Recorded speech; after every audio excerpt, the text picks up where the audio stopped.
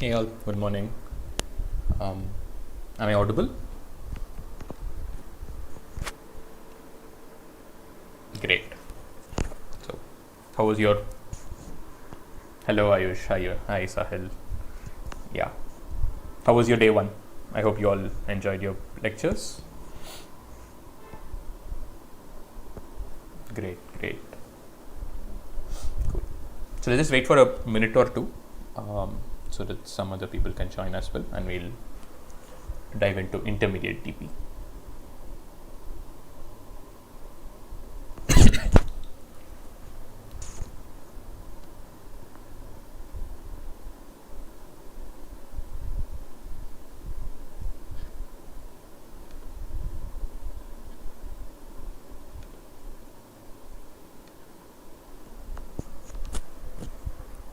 Great. That's very good to hear, Anshul.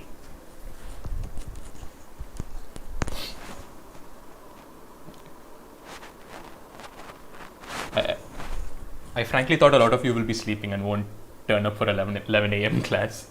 There's so many of you. Nice to see. I'm pretty good, Sharath. How are you doing?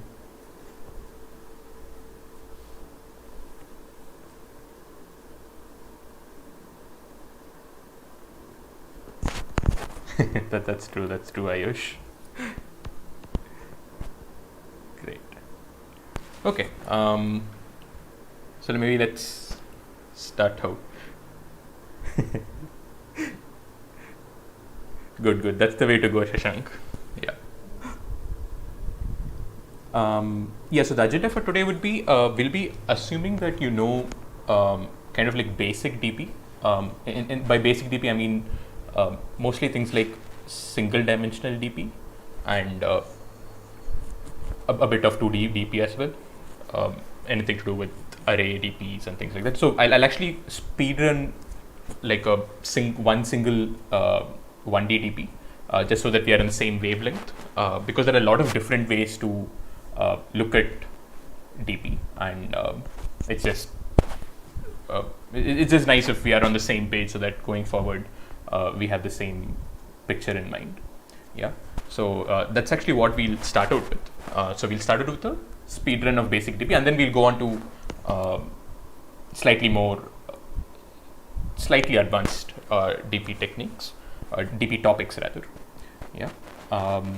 So will I be solving problems? Rajdeep, not really. So we'll be giving a lot of practice problems, but in the lecture we'll mostly be concentrating on a bunch of like mainly two classical problems and various variants of them. That will be the. Why was this technique named DP? This is actually a very interesting question, Darsh. Historically, it actually has nothing to do with dynamic. So I think the story goes like when one of the initial theoreticians was writing a draft for this, like a grant draft. He was writing it to a military department in the US, asking for grant to do research on this. And dynamic programming just sounded like a nice word, like a catchy word, and they were at that point interested in a lot of military strategy mechanisms, and they were interested in that sort of dynamic programming. But then he just made up this word and said, and that's supposed to be the historical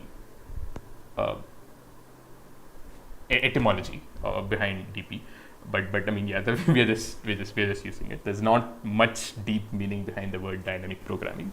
I think it's there in Wikipedia if you look at it. I don't remember where I read this. It's a pretty hilarious story actually. Yeah. Okay. So that apart, basic DP, right? So let's just take this very simple problem.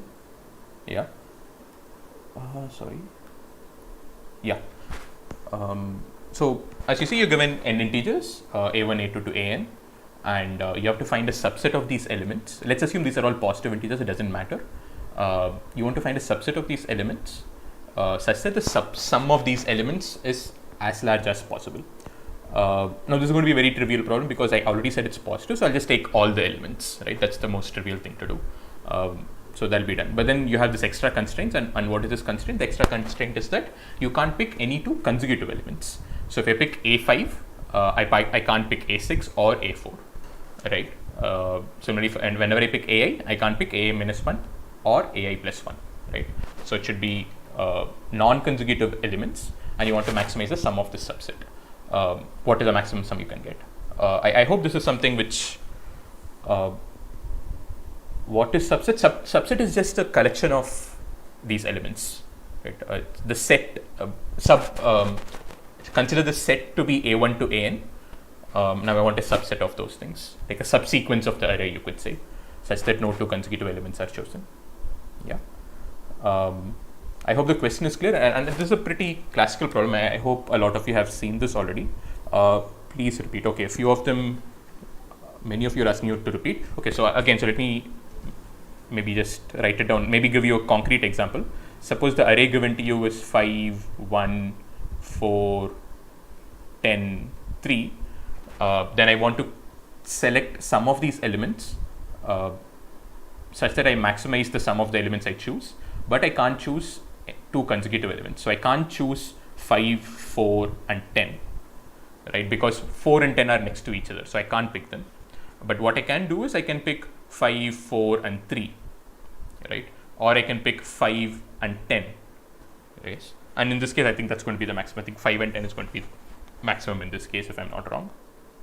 Yeah, I believe so. Yeah. So the maximum in this case is going to be 15 is going to be the answer, right? And yeah, I see a lot of you answering this. So yeah, feel free to go ahead. And if I'm sure a lot of you have already seen this exact same problem. It's a very classical problem. So maybe just write down the recursion, or whatever solution you think of.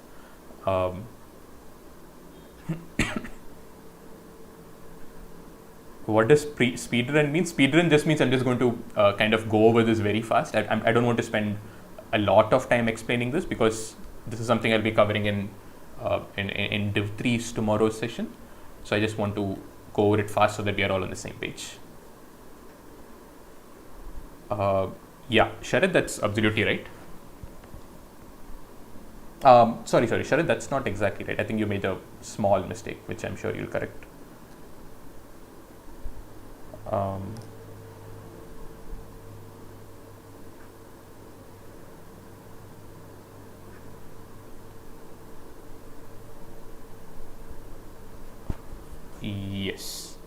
Yes, Arham, that's absolutely correct. Yeah, so for practice problems, we'll add it on the contest page. We'll give you the link to that. I think you already have the link to the contest page. We'll add more problems, and for all the Div 2 problems will be added in the same page, and we'll tell you which exactly are the DP problems, so you can have a look at it. Yeah. Okay, so I think a lot of you kind of know where this is heading. So let's just dive in. So as you see here, I mean, A1, A3, A5 is a valid subset, but A1, A3, A4 is not a valid subset, right? Because A3 and A4 thing. And you'll see that some of you actually suggested greedy solutions in this. Almost all these greedy solutions have very simple counterexamples.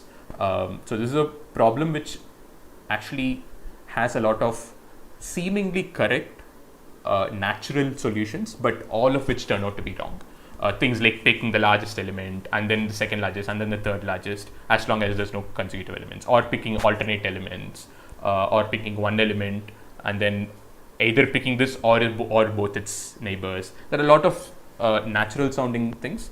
We'll not go into them one by one because it's a bit time consuming, but all of them turn out to be wrong, and you can actually spend a lot of time doing this. Yeah, that's actually pretty interesting.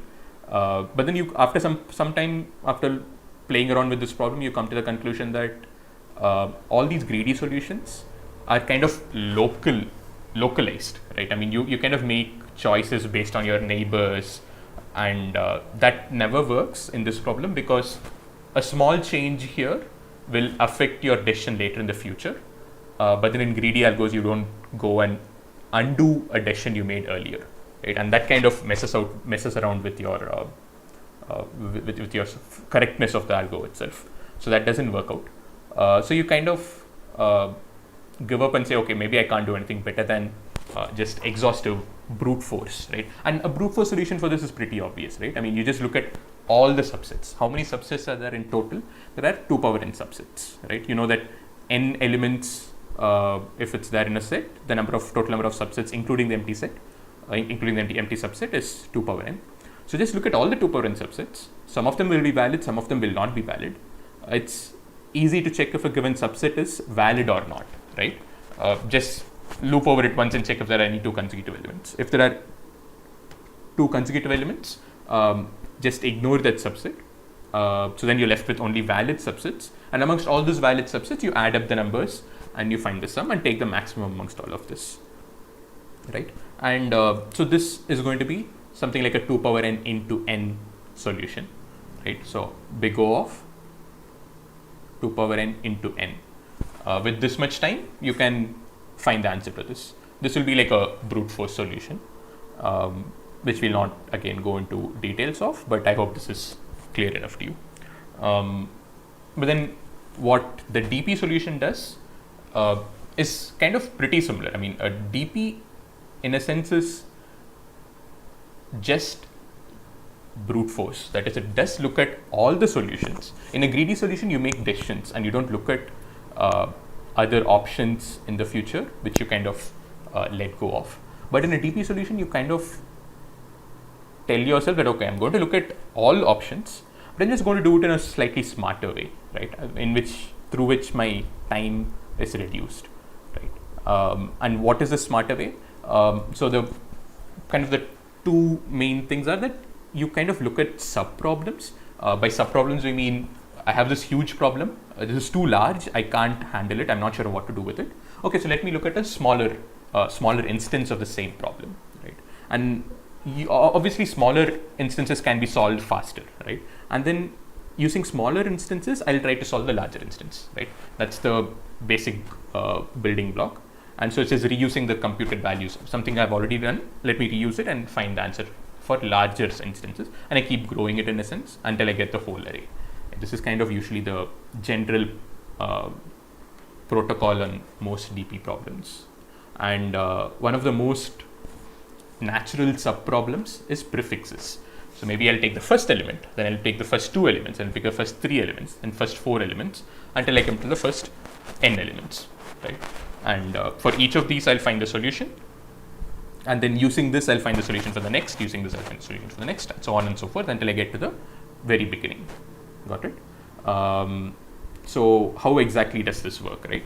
So there are multiple ways to visualize this as well. So one way I kind of like is to think of each DP state as a bag, right? So I'm sure a lot of you already know this, right? So maybe let me first write the DP recurrence, and then I'll just, because you're in Div2, so you already know these things. So as many of you pointed out in chat, the answer for this is just dp of I is max of dp of I minus 1, comma, a of I plus dp of I minus 2. Yeah. So it's going to be pretty obvious to a lot of you who've seen such problems. Yes, it is in a sense a modification of Kadanes, you could say. They're all like, most of these 1D DPs are like in this with the same flavor. Right? So the only thing I wanted to add here was a kind of a visualization. So the way I like to visualize this is dp of I. What is dp of I? What is the definition of dp of I? dp of I is just given the first I elements, what is the answer, right? I ask the same question. The question remains exactly the same, except that the input now doesn't have n integers. It just has the first I integers. That is, it has a1, a2 up till ai. The guys after this, they don't exist at all for me right now. It's just these first I elements. And amongst these first I elements, what is the maximum subset I can get? Maximum some valid subset, right? And that's the problem. So some base cases are obvious. dp of 1, I have just a1, right? And I'm just going to pick it, right? So this is just a1. And what is dp of 2? In dp of 2, I have a1 and I have a2. Now, what is going to be the answer for this? What is dp of 2?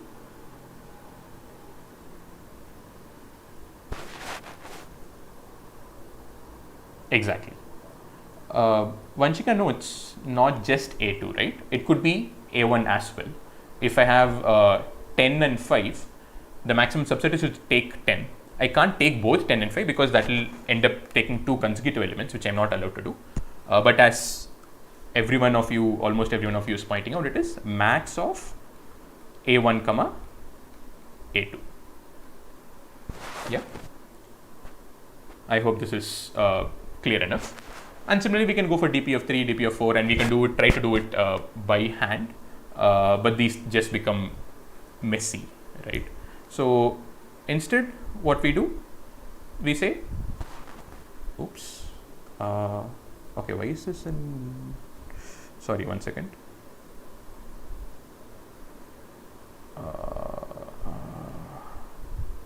I'm not sure how to change the light mode. No.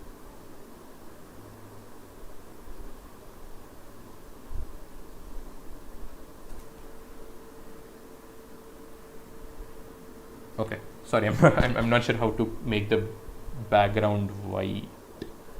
I don't see an option. Okay, that shouldn't matter. Cool. So so this is dp1 and dp2. Okay, yeah, so cool. Let it be black. Great. So when we have in general, we go to dp of I. We have a1, a2, a3, ai minus 1, ai, and we want to find the best answer amongst these. But we don't want to start from scratch and find the answer for dp of I. The whole point behind doing dp is that we've already computed dp1, dp2, dp3 up till dpi minus 1. We want to reuse those values and find dp of I much faster, right? And so how do we reuse those values? So the first thought process kind of is, okay, I've computed dp of 1, dp of 2 up till dp of I minus 1. So all those guys knew and worked with the elements from a1 to ai minus 1. But none of them worked with this element, right? So till now, what I know is I know dp of 1, dp of 2 up till dp of I minus 1. These guys are all known values. But do you see that none of these elements, none of these dp values ever looked at this element ai? I'm the first dp who's looking at this element ai. Yeah. So the first thought process is, okay, in this case, let me look at ai first. I know I have to look at all the I elements, but let me take my focus to this element ai and see what is happening with ai, and the rest maybe I can get from my previously computed dp values. So I go and focus on ai, and what is the question I ask? In any valid subset, there are only two options. Either ai can be present or ai can't be present, right? This is the simple, it's like a proper dichotomy. Either ai is present or not present.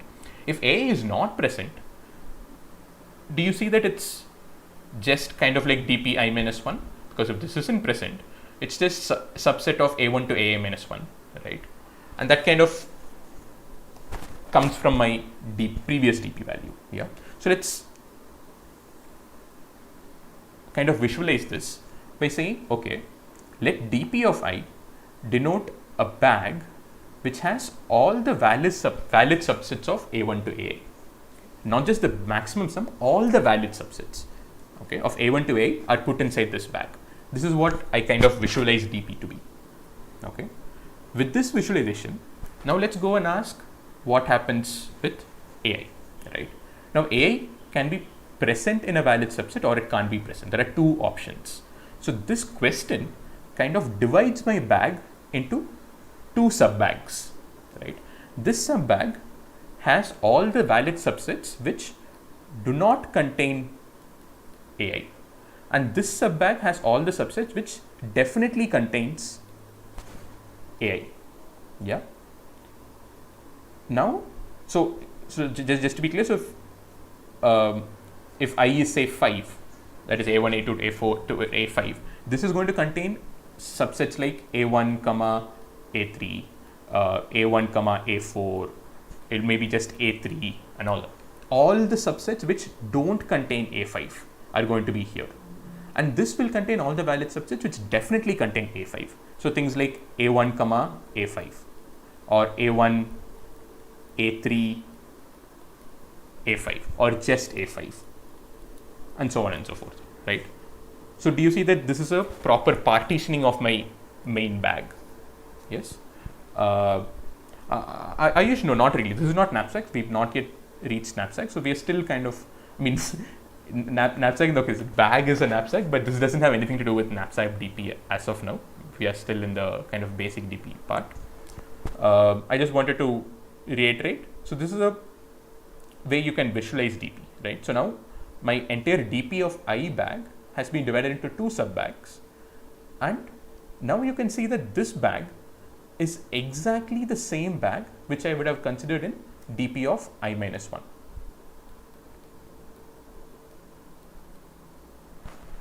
Yeah, because this basically contains all the valid subsets which don't contain AI. That means there is this valid subset of A1 to AA minus 1, which is nothing but the bag I considered when I was looking at DP I minus 1. Yeah. So I just want to reiterate here about the point I made earlier, that DP is nothing but a smart way of doing brute force, right? So do you see here that we are basically doing is brute force? We are looking at all the possibilities. We are not making any smart choices, right? We are not saying that A is going to be present or A is not going to be present or anything. We are not making any decision. We are looking at all the possibilities, right? Because all the possibilities are in this bag. We want to find the maximum amongst that, and now we've divided it. And after dividing, I know the max here is DP of I minus 1. Yeah. And the maximum in the second bag, all these subsets in the second bag have AI common, right? So what we can do, we can take AI out of all of them. And so we get AI plus this bag. And now what is this bag? Now that I've removed AI from all of these cases, I've removed A5. Yeah. So now can I still say it's just the bag corresponding to DP I minus 1?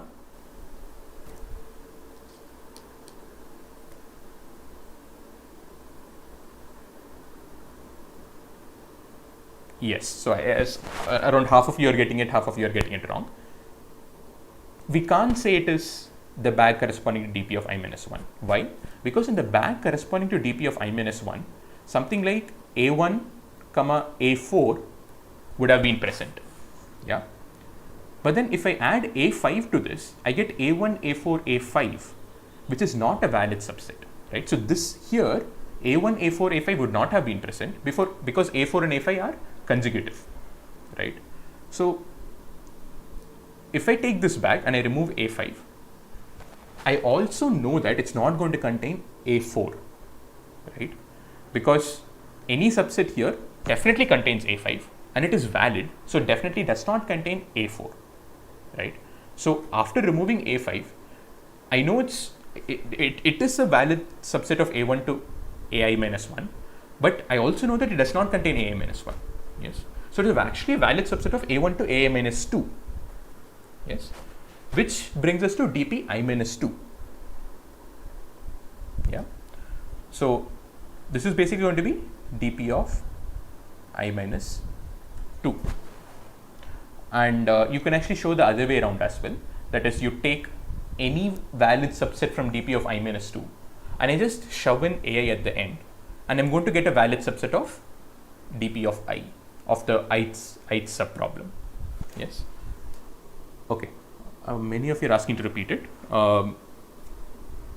Okay. So let me quickly go over this again. What are we looking at? DP of I, I'm basically saying, is a bag corresponding to all the valid subsets of A1 to AI. Yeah, it contains all the valid subsets, even some of the very stupid subsets like an empty set. An empty subset is never going to be valid, but that is never going to be the answer, but I'm still going to put it, right? And at the end, I'm going to find the maximum sum amongst all of this and report that as my answer. But for now, I'm just looking at this bag, which contains all the valid subsets from A1 to AI. And then I'm saying I'm looking at the element AI and I'm classifying each of these valid subsets into two parts. Either this valid subset contains AI or it doesn't contain AI. Yeah. So depending on this question, I either put it in my first subbag or I put it in my second subbag. If it doesn't contain AI, I put it in my first subbag, this subbag. If it contains, I put it in the second subbag. Yeah. And all we are saying is this first subbag is nothing but the bag which we saw when we looked at dp I minus 1, because it's basically just a valid subset of A1 to AI minus 1. Yeah. And the second bag, all these valid subsets have AI, and so I kind of take it out common. And after taking it out common, now I'm saying these form valid subsets of A1 to, AI minus 2. It is also A1 to AI, but I know A1 to AI minus 1, but I know AI minus 1 is also not present because otherwise it won't be a valid subset.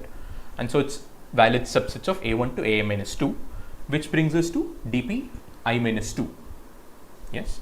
And so it's nothing but this second thing is nothing but AI plus the bag corresponding to dp I minus 2. And I know the maximum in this is already computed and that's stored as dp I minus 2.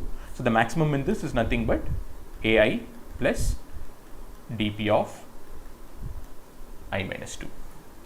Yeah. So now coming back to the main question, what is dp of I? dp of I is this whole bag. We divided it into two bags. I know that the maximum here is dp I minus 1. I know the maximum in this second half is AI plus dp of I minus 2. So what is the maximum in this whole bag? It is maximum of the maximum here and the maximum here. Yes. So if I have a set, I divide it into two sets. I want to find the maximum of the whole set. It is, I'll take the maximum here, I'll take the maximum here, and take max of these two maximums. Yeah. And that's exactly what we're going to do. We're just going to write dp of I is max of this element and this element. Yes. And that's what we've had. dp of I is nothing but maximum of dp I minus 1, which is from this first bag, or AI plus dp of I minus 2, which comes from the second bag. And that's it. This is our dp equation, which is pretty simple, right? There's nothing very deep about it. And we just keep finding this. So we saw how to find the base cases, dp1, dp2, dp3, and we keep doing this again and again until we get to dp of n. And dp of n is going to be our final answer, because what is dp of n? It just says I have a1 to an. What is the maximum sum subset? Valid subset. Yes.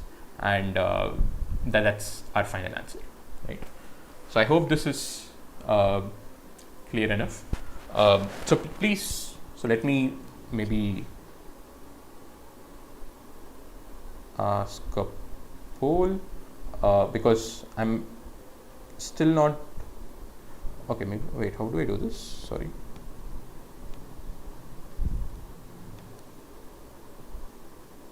Yeah, just put a thumbs up if the space is fine, or if you wanted to increase, put a thinking emoji. If the space is fine, put a thumbs up. If you want the pace to be faster, put a thinking emoji. Okay.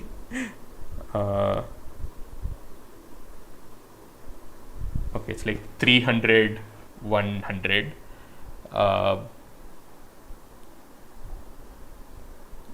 Okay, the thumbs ups are winning. But I'll also try to speed up slightly. Yeah, a little faster is fine, I hope. Yeah, because we do want to go on to slightly more harder topics, harder techniques. So for people who want this, so we will be having one more session in Div 3, which will cover like basics, and we'll go into more details of these and some more examples along these lines as well. So I'd suggest you take that up as well.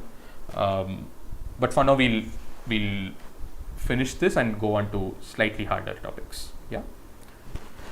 Cool. So this was just a fast review of basic DP. Now let's move on to the actual substance of this class, which was to start out with knapsack. Okay, let me look at the questions for a bit.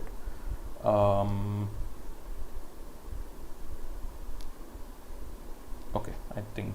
Oh, okay. So time complexity of this was just order n. Yeah. This entire thing was ordered in because computing the base case is obviously order this constant time, and then each element dp value I compute in constant time, which is max of these two values, and then I find for n thing, so it's order n, capital N. Yeah, cool. So now we kind of shift gears and move on to a slightly harder topic, which is knapsack problem. So what is this problem? This is a very classical problem, and the story is as follows. At least the story which I find fun is like this. So imagine there is a jewelry shop, or a metallurgy shop, or a bank. Yeah, let's take a bank. Yeah, so banks have gold bars and silver bars, right? So they have this treasury or a bank where there are bars of many different metals, right? So they have gold, and they have many gold bars, and each gold bar weighs W1 kgs, and it has a value of V1 rupees. Similarly, we have silver bars. Each silver bar weighs, okay, you want dark mode, sure. Yeah. Each silver bar weighs W2 kgs, and it has a value of V2 rupees. And similarly, there are many different metals. In particular, there are n such metals: gold, silver, platinum, I don't know, iron, whatever, right? And the point is, each bar of gold has the same characteristics, same weight and same value. But bars of different metals change, but bars of the same metal are identical. And you have infinite bars of each metal. So there are infinite gold bars. There are infinite silver bars, and so on and so forth, right? So you are a thief who has somehow gotten into this bank, and you have this vault with all these different metal bars lying in front of you. But the constraint is you only have a single bag with you, right? And this is where the name knapsack comes from. Knapsack is nothing but like a backpack or a rucksack.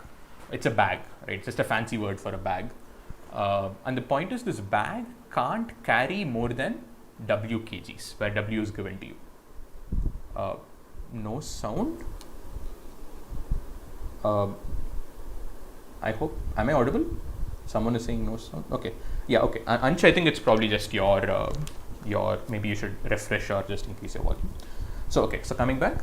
So you have only one single bag, and you can't carry more than W kgs. Now, given this constraint, what is the maximum value that you can steal? Yeah.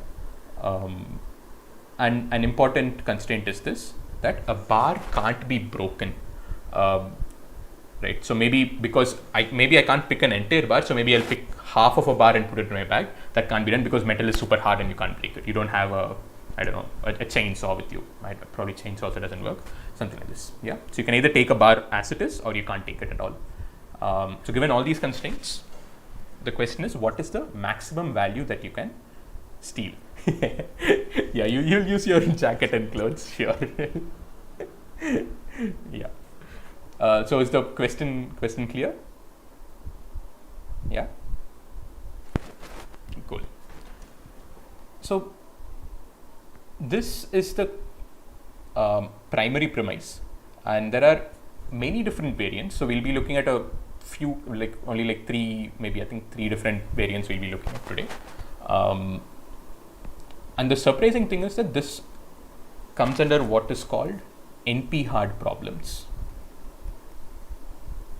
Okay, so I'll come back to what this means after we get to the end of this section. I'll explain more on this, but this is just something to keep in mind. Okay. So this is the main problem. So before getting onto the actual solution, let's look at some kind of toy examples, right? What if n was 1? That is, I have only one metal. Say I have only gold. I go to a gold shop, right? There is no other metal. I just have lots and lots of gold bars. In this case, what is going to be, and suppose gold weighs 1 bar weighs W1 kgs and its value is V1, and I have a bag which can carry W kgs. In this case, what is going to be the maximum value I can get? Write down in chat. Ansh, that's absolutely correct. Yes. Saurabh, but every bar has the same weight and same value that's given to you. Okay. Correct.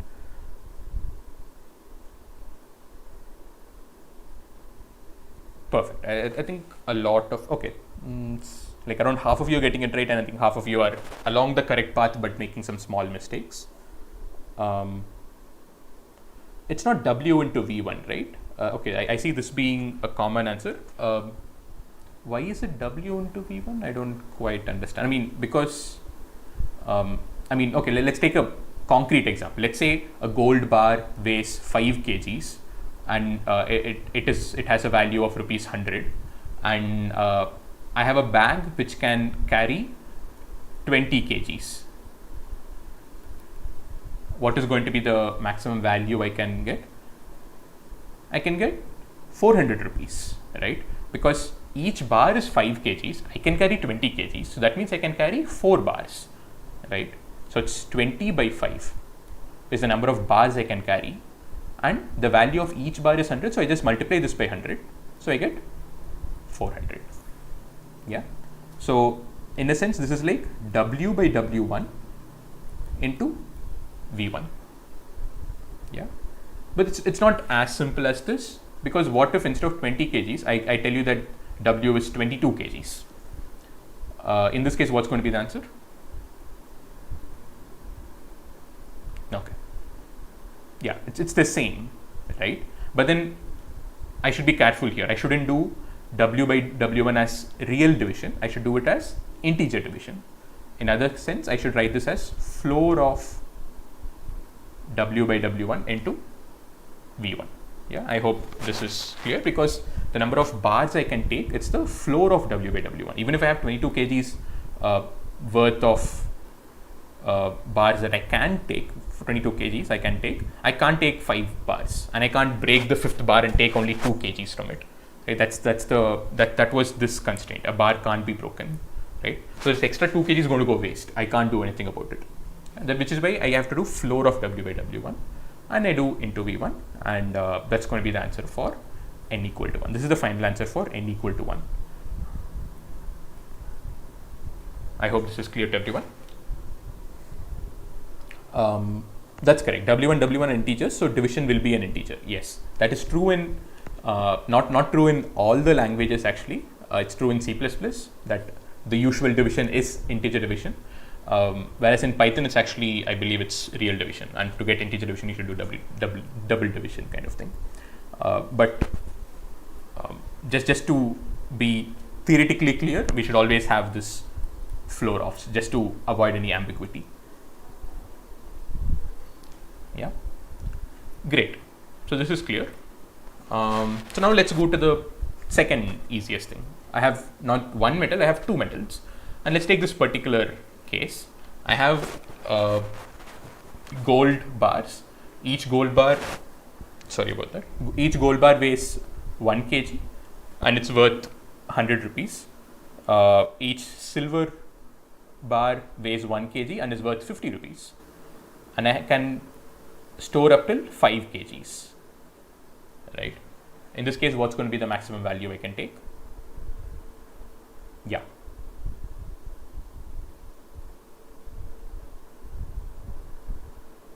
Perfect. Yeah, everyone is giving the perfect answer, right? And it's a very kind of obvious thing, right? I mean, silver is strictly worse than gold, right? Both of these metals have infinite bars. So why am I ever going to pick a silver bar? Because the silver bar and the gold bar both have the same weight, but a gold bar is more valuable than silver, right? So in this case, if at all I'm ever going to pick a silver bar, I'll just remove it and put a gold bar instead, and I'll increase my value, right? So I'll never pick a silver bar. So the answer is always going to be gold bars. And how many gold bars can I pick? I can pick 5 bars, so it's 5 into 100, which is 500. Yeah. Aviroop, no, currently there is no limitation on the number of metal bars.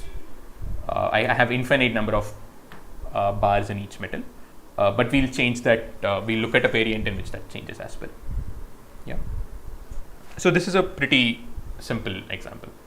So now let's make a small tweak and say, okay, I just changed W1. Here it was 1. Here it is 5. Yeah. So now gold is heavier. Yeah. So in this case, what's going to be the answer? Perfect. Okay, this one person made a small mistake, but I think apart from that, almost all of you are getting it right. It's going to be 250. Yeah. Because in this case, it doesn't make sense to pick a metal bar. Sorry, it doesn't make sense to pick a gold bar. Because if I pick a gold bar, that itself is going to take 5 kgs. So that's going to fill up my bag, and that's going to give me only 100 rupees. Whereas if I take silver bars, I can pick 5 bars and I get 5 into 50, which is 250 rupees. And 250 is greater than 100. So I'm going to choose 5 silver bars over 1 single gold bar. Right?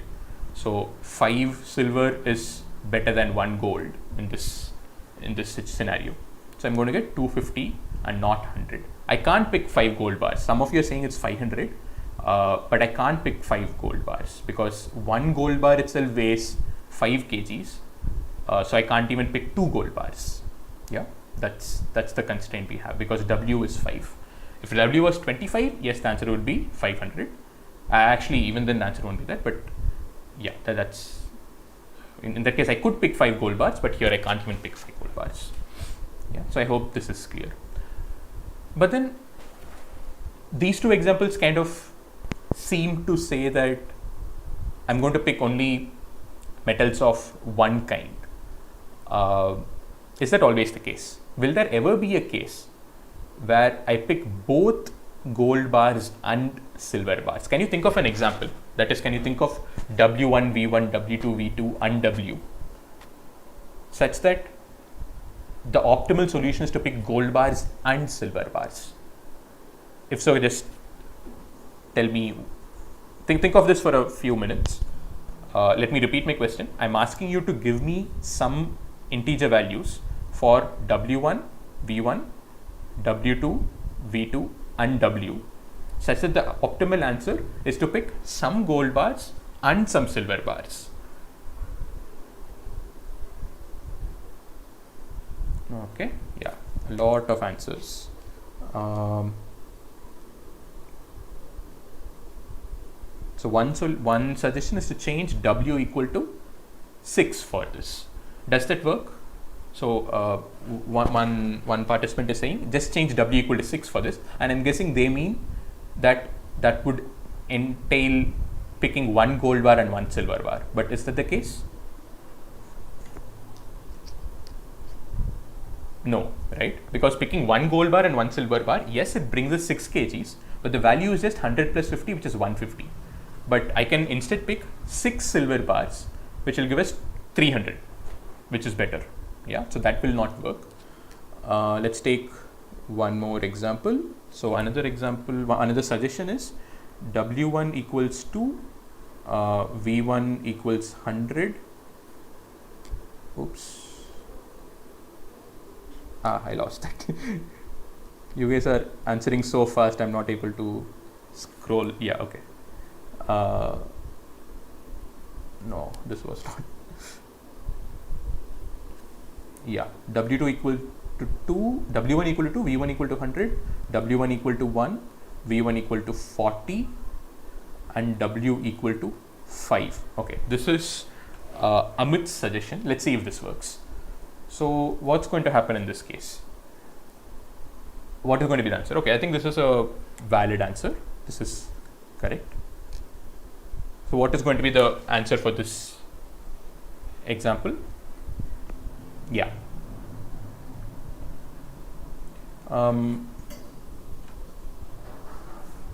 Perfect. I think almost all of you are getting it right. It's 240, right? Because I'm going to choose 2 gold bars, which will give me 200 rupees and take up 4 kgs. and I'm going to pick one silver bar, which is going to give me 40 more rupees, so 240, and my weight is 5 kgs, right? Picking 5 silver bars is going to give me. I can pick 5 silver bars because 1 into 5 is 5, but that'll only give me 200 rupees, which is less than 240. If I pick only gold bars, I can pick only 2 gold bars, which also is going to give me only 200 rupees, both of which are suboptimal. And the optimal is to pick 2 gold and 1 silver, and that's exactly what Amit has done. And so this is a proper example for what we asked for. Yeah. So this kind of shows that it's not a very trivial problem where I just say, oh, maybe I'm going to go pick the most I can from every metal. It's not as simple as that. There are some nuances which come into this. Yeah. Cool. So I think most of your suggestions which you gave were correct. Very good. Yeah. So it's really nice to see a lot of you work this out. By glancing through, I see that almost all of you have gotten it correct. Yeah. Cool. So here, if we take all silver, you'll only get 200 rupees, right? Because you can take only 5 silver bars, and 5 into 40 is 200, whereas which 200 is less than 240, so that won't work. Yeah. Cool. So this was kind of the main knapsack problem. So let's keep this. So now we understood knapsack problem. We understand why it's also hard. We understand there are some intricacies into this. So let's keep this in the back. We'll get back to this. Before that, let's go on to a slightly easier problem. Yeah. And that easier problem is as follows. So what if instead of metals, I have some precious liquids, right? So maybe these are precious chemicals and something, and I have all these in like beakers. So now what changes? So again, the same thing happens. I have in any one particular type of liquid, I know there are many beakers with it, where each beaker has W1 weight and V1 rupees, and so on and so forth. Yeah. But what is the main difference between a liquid and a metal? Correct. Yeah. So I think all of you are perfectly correct. The main difference is that a metal bar we can't break. Right. But whereas if I have a beaker with, I don't know, 5 kgs of sulfuric acid, I can take 2 kgs from it. It's very easy to do. It's breakable in a sense. I mean, it's not breakable, but I can take a fractional quantity of it. Yeah. And that is the main difference between that's the only difference between the previous problem and this problem. And this leads us to, exactly as all of you are saying, it leads us to fractional knapsack. Yeah. And this is a very small change, right? All we did was we took the same problem, we made a very small difference, and we basically said, okay, instead of just picking the entire bar, now it's kind of like I'm allowing you to break the bars. Yeah, it's a very small change in the problem, and it also might seem to be a harder problem, right? Earlier we were only working with integers, but now we might have to end up working with real numbers. Yeah, so it seems like a harder problem, but surprisingly, this makes the problem super easy. From super hard, it becomes super easy. Yeah. So think about this problem. I mean, super easy as in it's not obvious, but it can be solved very fast. And we look at how this happens. Nalin, that's true. You can't have multiple liquids in your knapsack. So instead, we'll not have a knapsack. Let's say we have a beaker. We have a huge beaker. And we don't mind mixing chemicals. I can go back home and distill it or something. I don't know. Again, it's not bounded, Gautam. Everything we are looking at right now is unbounded. Yeah. Okay.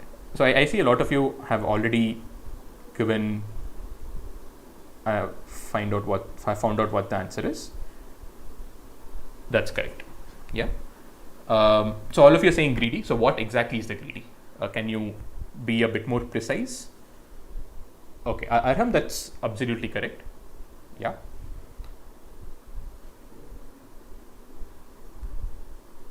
Ansh, that's not correct. So if you pick the liquid with the maximum value, that's not going to work. Let's just give a counter example for that. Say I have two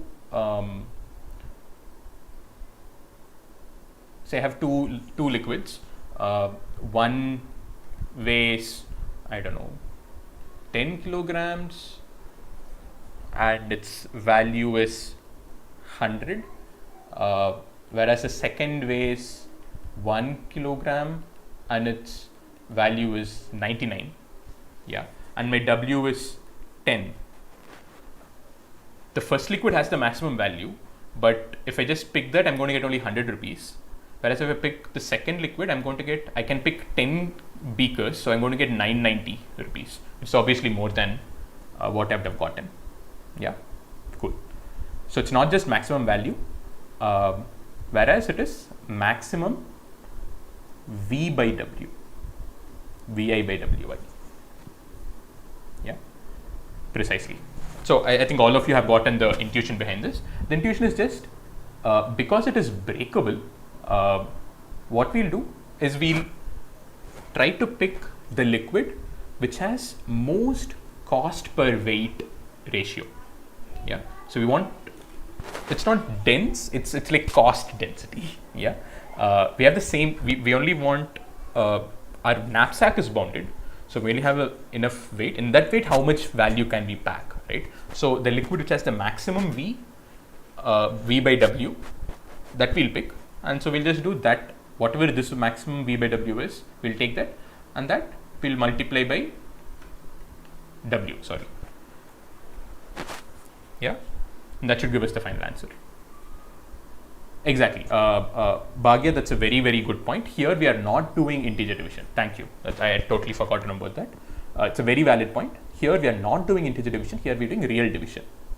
Yes, because we are allowed to make breaks and stuff. We don't care about integer division. It's proper real mathematical division. Double floating point division, whatever it is. Yeah. So we pick that, and so what is Vi by W? Vi by W is nothing but it is the cost per 1 kg. Yeah. So I can have sulfuric acid of 1 beaker, which is 100 rupees and 10 kg, but that just means it's basically 10 rupees per kg. Yeah, that's what this boils down to. I don't care about the volume of 1 beaker, right? A beaker could be small, it could be large, but I have infinite beakers, right? So what I care about is the value per kg, and value per kg for this is 10 rupees per kg. Here it is 99 rupees per kg, and obviously this is larger than this. Yeah, so I'm going to take 99 rupees per kg and multiply it by W. I can take 10 kgs, so I'm going to take 10 of these, so it's going to 990. Whereas here I'll take only, here I can take only 1, which, sorry, here also I can take 10 kgs, which is only going to give me 100 rupees. So this is better. Yeah. So the problem just boils down to take all the, so now we don't just need 2 metals, I can have n metals, sorry, not metals, liquids. For each of the liquids, calculate Vi by Wi. Yeah. And amongst all these n different values, pick the maximum and just multiply it by W, and that's the final answer. Yeah. I hope this is clear to everyone.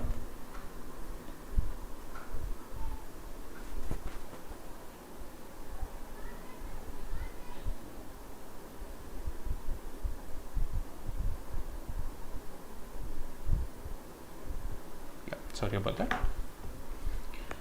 Cool. So this is fractional knapsack. This is a greedy solution, which is just order n. Just order n.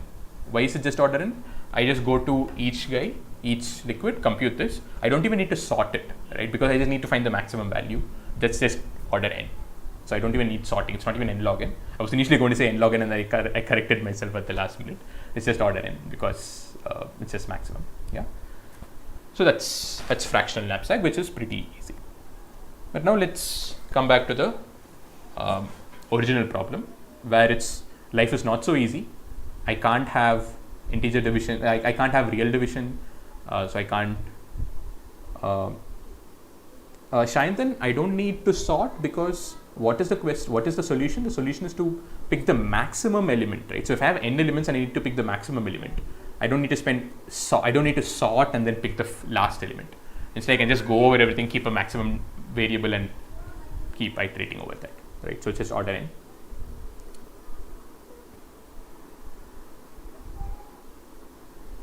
Okay, by real division I just mean not integer division, like 3 by 2 is 1.5 and not 1. If 3 by 2 is 1, it is integer division, that is the floor of 3 by 2, which is what C++ does by default. But 3 by 2 is 1.5 is what I mean by real division. Yeah, cool. Yeah, Omkar, yeah, sure. So coming back, so this is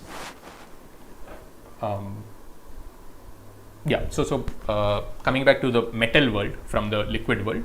So now we can't divide, but then now we look at, before going to the general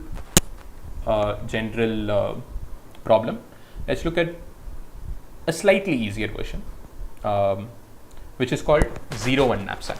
Okay, so what is 0-1 knapsack? It's pretty much, it's the same problem as before, except for this point. Yeah, so the last point is that there are infinite bars of each metal, right? We change this and say, no, this is not the case. Instead, there is exactly one bar of each metal. And this brings us to 0-1 knapsack. Okay, I hope the difference is clear. The difference between, in general knapsack problem, we have infinite bars of each metal. In 0-1 knapsack, we have only exactly one bar of each metal. Okay, so let's look at this version first, and then we'll go to the slightly more general version. There's even an intermediate version called bounded knapsack. We'll also see that. But first, let's look at this. So think about this for a minute. So basically, now every metal I can pick it or not pick it, right? So now we'll something similar to what we did earlier in the fractional LDP work. Will a greedy solution work?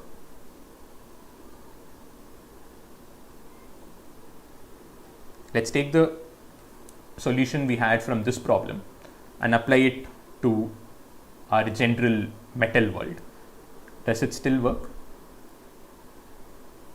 If not, give me a counter example.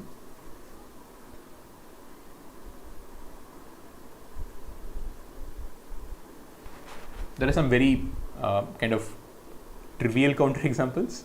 So just think about it for a minute. It actually does not work. There are lots and lots of counter examples. Just try to give me a few counter examples of this.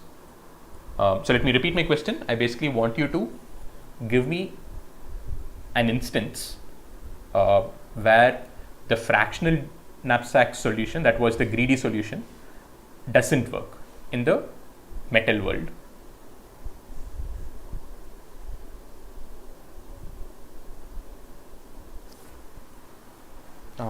Okay, someone is saying 100, 150 and 2, but this works, right? I'll just take 2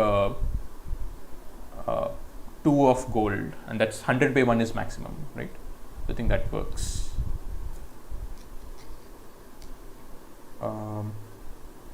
Yeah, Akash, you're on the correct path. So what is going to be a W? Not very clear.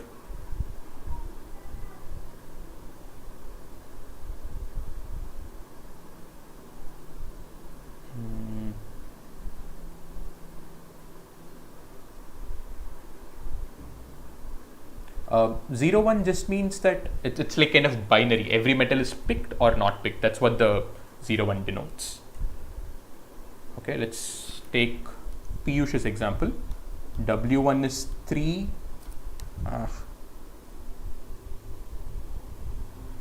Yeah, W1 is 3. V1 is 100. W2 is 2. V2 is 50. And W is 5. Okay, so this is Piyush's suggestion. So let's see what the greedy solution would do in this scenario. So V1 by W1 is 33.3. V2 by W2 is 25. So the first thing is better according to greedy. So it's going to pick as much as possible from this. So it's going to just pick one. It can't pick 2 bars of the first metal. So it's going to pick only 1 bar. So it's going to be just 100 rupees. Yeah. Whereas the optimal solution is to pick both of these. But then you could tweak this greedy solution a bit and say, okay, try to pick as much as possible of the maximum V1 by W1 and then go to the second V1 by W1 and pick it, in which case the solution would still work. So can you give a counter example even for that?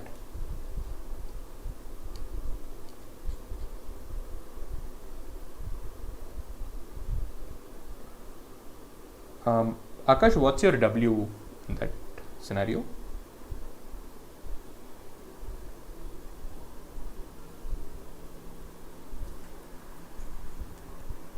Okay, let's take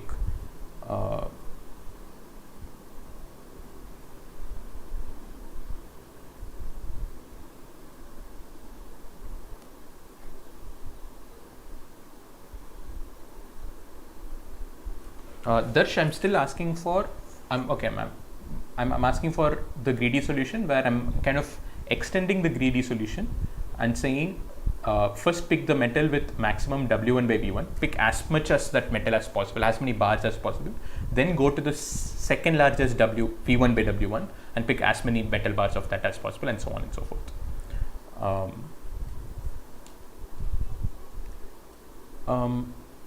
I think Ria, I think most people can hear me. It's probably an issue with your headphones or something. Please just try refreshing once. Okay, so let's take no, that also would not work. That would not work.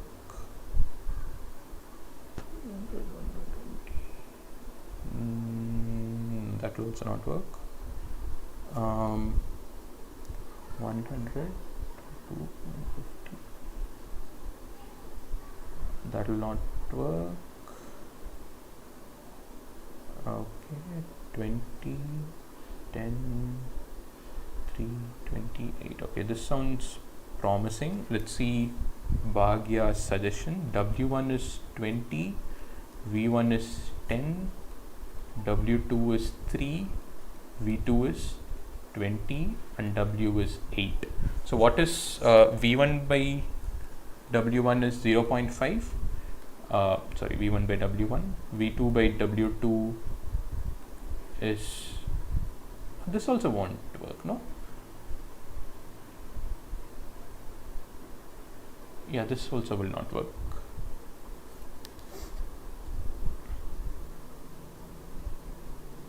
Yeah, that's true.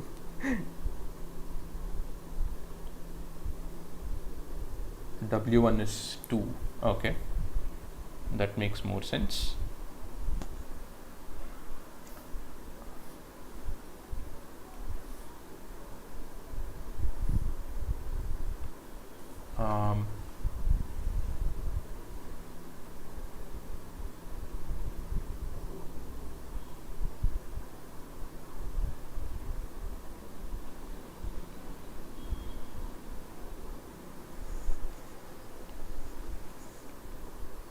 Yeah, this probably works. Yeah. So yeah, this is taking more time than I'd expected. So I think something similar to this example would work. But a lot of the solutions, so this is slightly more trickier than actually I had expected. It requires some more work. But yeah, I think now, correct. Yeah. So in this example, sorry, 10 by 2 is 5 and 20 by 3 is some 6 point something. So we'll pick as much as this as possible. So we'll get, no, this also will not work. So because the extended thing will still work even for this. But we should be able to modify this slightly and say maybe this is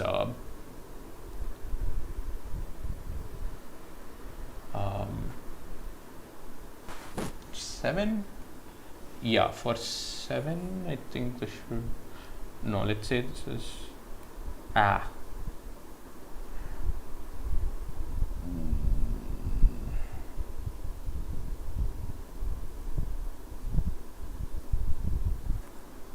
okay, let's maybe move forward. I'm spending too much time on this, but this is wrong. I didn't see any correct solution so far, but it's pretty easy to come up with a counterexample. I'll give you a counterexample after class for this. Yeah, some small variation of this would work out. Cool.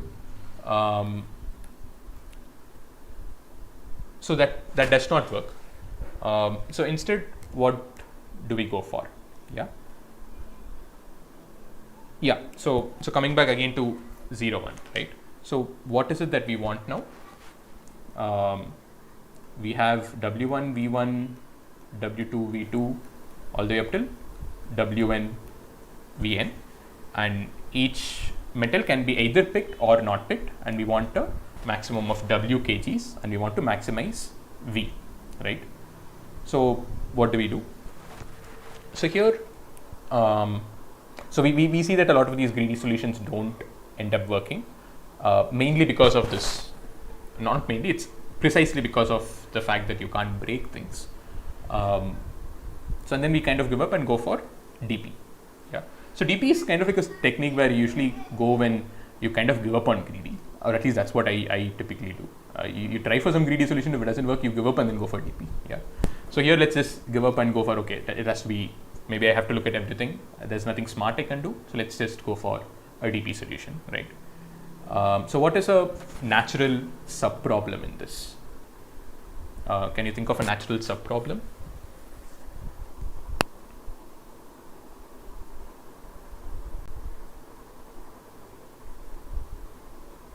Now tell me the definition of the DP.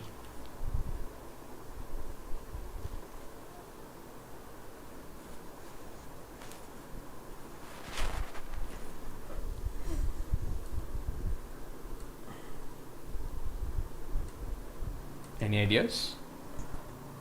Yeah, by definition of DP, I mean, what should the DP states be, and what does that DP state denote? Yeah, Tejas, you're on the correct track.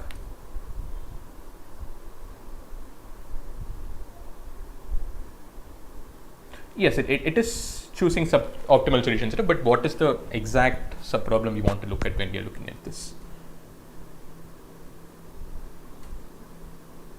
Okay.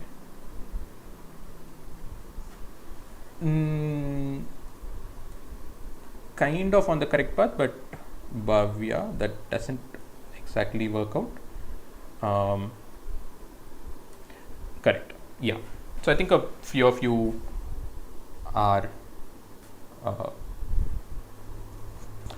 by subproblem, I mean a DP always has subproblems, right? I mean the first example that we saw, the prefixes were the subproblems. So in this case, what are the smaller subproblems which we build upon to get the final solution? Yeah. Okay. So I think quite a lot of you have guessed it correctly or figured it out correctly. So what we'll go for is DP IW is maximum value I can get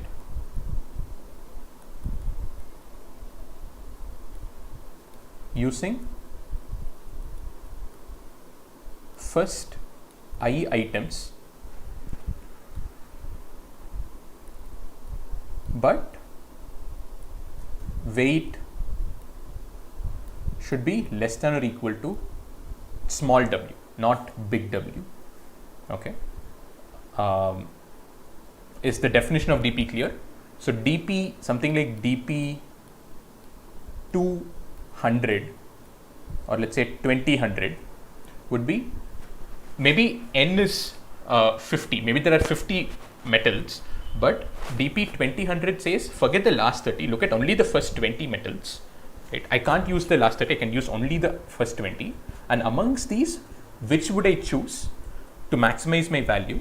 But my knapsack weight is not W. Maybe W was 1000, I don't know, maybe it was a large number, but now I'm constraining it and saying it can take only up till 100 kgs. It can't take more than that. Yeah. In this case, what is the maximum value I can get? Is what I store in DP 2000. So in general, DPIW is basically saying what is the maximum value I can get using the first I items, but the weight, sum of weights should be less than or equal to small w. Okay, this is what we mean by DP definition. This is my DP states and this is my DP definition, right? So some base cases would be what is DP1W, any ideas?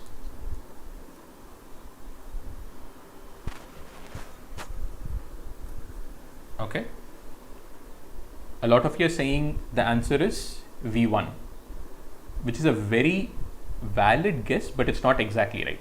Think a bit more. You are definitely on the correct path, but it's not exactly correct. What? No, W does not change. No, but this is, remember we are in 0-1 knapsack. So there is no multiple bars you can take. You can either take the first element or you can't take it. Correct. Nalin has gotten it absolutely correct. That's correct, Shubham. Yes, Piyush, that's correct as well. Yeah. So I think a lot of you are getting it now. So what does DP1W say? You have only one metal. That metal weighs W1 kgs and its value is V1. So I have only two options. I either pick that element or I can't pick it. But I can't always pick it, right? If W is less than W1, that is my bag can't even take 1 bar of that metal, I can't pick anything, right? In which case my value, I just have to go home empty handed, right? In this case, it's going to be 0. Else, it's going to be V1. Yeah. So it's V1 if W1 is less than or equal to W, in which case I can take 1 bar of this metal. Otherwise, I can't pick, in which case I get V1, or I can't pick anything, in which case I get 0. Yeah. So this is DP1W. And similarly, you can work out some of the base cases. But in general, let's come to the transition, like the actual recurrence relation. DPIW for some I and W. Yeah. So this is basically saying, okay, I have these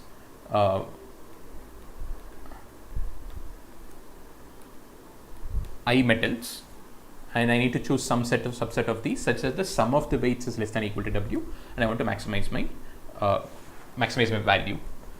And the thought process is pretty much the same as we did in the very first example, right? What would we think of in the very first example? Okay, I have my previous DPs, but then in this DP, I'm looking at DP of I. I'm looking at the ith element for the very first time, right?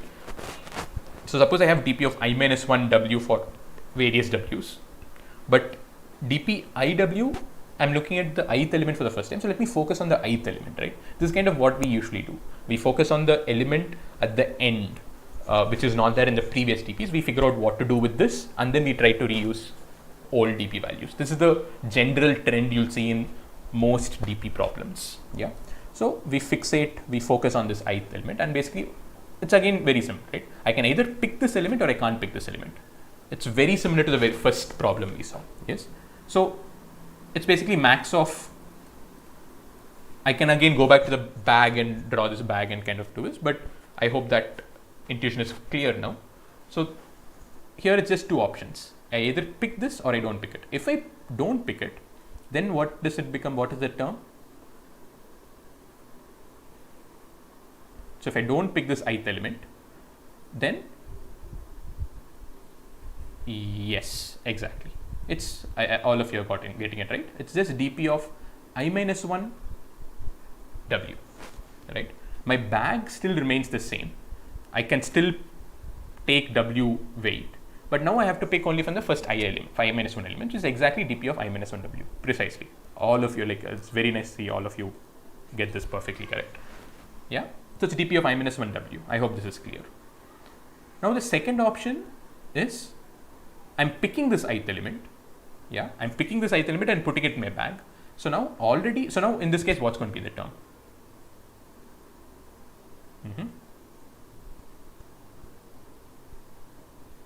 Perfect. Yeah. A lot of you getting it right. Exactly.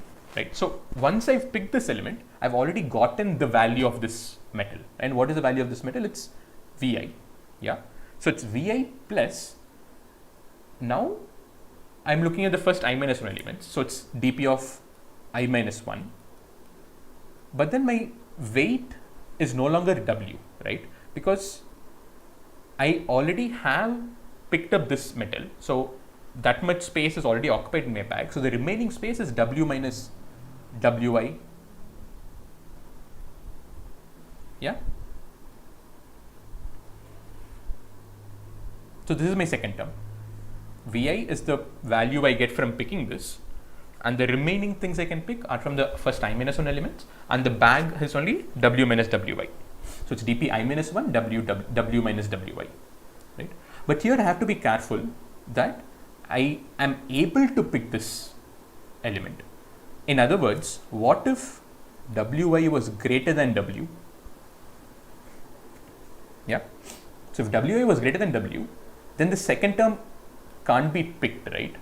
I can't even pick this element. In this case, I should just go with the first element. Yeah. So this is important. You should always check this. If this is the case, then dp of iw is just dp of I minus 1 W. It's just impossible for me to pick the ith element. Then my dp recurrence becomes trivial. But if it's not, if Wi is less than or equal to W, then dp of iw is maximum of these two terms. I actually have two options. I can either pick or not pick, and I just take the maximum amongst both these options, and that's going to be my dp of iw. Yeah, does this make sense? But does this does not allow me to pick a value more than once? Arham, that's exactly right, because that's what we want. We are remember, we are right now in the 0-1 setting, where each metal has exactly one bar, not multiple bars. So I can't pick more than that. Not exactly, Bhavya. So now let's get to that. So now, suppose we do all these dp values. So first, let's look at what should be the order in which I should find these dp values. Right? So we saw that the base case was for dp1w for various values of w. Then using all, so I know how to compute dp1w for all w, right? That's what we saw on the previous slide. So then I'll go and compute dp2w with increasing value of w, because what does dp iw depend on? It depends on dp I minus 1 W, which is I've computed earlier. That's fine. So I'll first, my outer loop will be on I, increasing I. Okay. So this is actually yeah, I was thinking of a different variant. Sorry. Both these terms are dp I minus 1, right? So if I've computed dp I minus 1 for all W, then I can compute dp iw for any W. It just depends on it. So I just need one outer loop, which is I, running from 1 to n, an inner loop W running from wherever, right? It can be 1 to the capital W or capital W to 1, I don't care about it. And I just, whatever it is, I know for sure that both these terms would have already been computed in my dp table. So it's there. So this is something you should be always conscious about, right? Whenever you're doing a dp problem, you should make sure that whatever terms you are dependent on are already computed before you're computing yourself. Yeah, otherwise dp doesn't make sense. Rahul, what's W minus Wi? W is, okay, this is actually capital W, in case that is what you were confused with. W minus Wi is the remaining capacity in the bag. The bag, no, it's not capital W, it's actually small w. Yeah. The initial bag capacity in this dp case was W, but I've picked up a bar which weighs Wi. So the remaining capacity is W minus Wi. Yeah. Cool. Aryan, that's absolutely right. Yes, you can do that. Yeah. So we'll get to that complexity bit in a bit. Yeah. So that's it. So this is my DPI. This is my DP computation. And what's going to be the final answer? The final answer is going to be DP NW. Yeah, because I am allowed to pick everything from 1 to n, and the bag capacity is capital W. And what is the best I can do? It's dp nw. It's pretty clear, right? So now the only thing remaining is our complexity analysis. How much time does this take? How much space does this take? Can you tell what the time complexity is of this entire algo? And that's not exactly right, no? Think about it a bit more. No. Prashant, Akash, Prashant and Avaneet, it's not n square as well. That's an interesting observation, but it's not n square. Think about it a bit more. Yeah, a lot of you are getting it correct.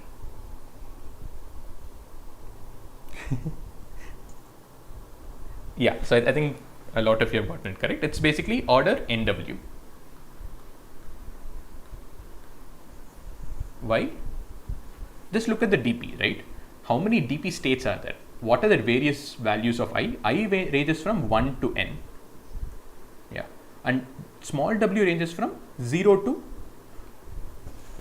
capital W, right? So the number of dp states is n into w. This is n, sorry, my n and w are very identical. I apologize for that. Yeah, so the number of dp states is n into w, and each dp state can be computed in just constant time. It's just maximum of 2 terms, which is constant time. So the time taken is order nw. Yeah, and what is the space complexity? Space complexity again is just this dp table, which is order order of nw comma sorry. Yeah, so space complexity is also n into w. Yeah, and as I think Aryan pointed out a bit back, there is a small, a pretty major optimization you can make, which is realizing the fact that dp iw depends only on dp I minus 1 w. It doesn't depend on the previous row. So if you think of your dp as a 2-dimensional dp table, where the rows are I and the columns are w, right? Every term depends on only the previous row. I don't need my ith row depends on I minus 1th row. It doesn't depend on I minus 2, I minus 3, I minus 4 up till 1. So again, I don't need to store all of those. Instead, there is this common trick that we use where you just keep 2 rows and just keep interchanging them. I'll do this. Using this, I'll take the next one. And using this, I'll find this, then, and so on and so forth. Yeah. And that will reduce the time the time complexity will still remain exactly the same. The memory complexity will reduce to order 2 into w, which is just order w. Yeah, so instead of having a 2-dimensional array of size n cross w, I'll have a 2-dimensional array of size 2 cross w, and I can work with that. Yeah, so Manan, sure, I'll explain it. So the trick is basically utilizing the fact that okay, so if I have a 2D table, dp table of n cross w, yeah. So this dp value depends only on some elements in the previous row. Every dp value depends only on some elements in the previous row. That is dp I w depends only on dp I minus 1 something. Yeah, it doesn't depend on I minus 2 something. It doesn't depend on I minus 3 something. It doesn't depend on I minus 4 something. So I just need to store for every row, I just need to store the previous row dp values. I don't need to keep these guys again and again. The previous values I don't need to keep. Yeah, so this is the main observation. And so we just use kind of 2 arrays of size w, right? And suppose this initially contains dp 1w for everything. Then using this, I'll compute dp 2w for all w. Yeah, and now when I want to go compute dp 3w, dp 1w is useless. Yeah, so I'll go here. There are 2 ways to do this. Either I can copy this table onto this, because now dp 1w is useless. I'll erase everything in the first array and copy everything from the second array and put it in the first array. And then here in the second array, I'll go and compute dp 3w, right, using dp 2w. And now once dp 3w has been fully computed, now my dp 2w is useless. So I'll erase all of that and I'll copy dp 3w and put it on that, and then compute dp 4w. Then I'll erase dp3w, replace dp4 there, compute dp5, then dp6, and so on and so forth. Yeah.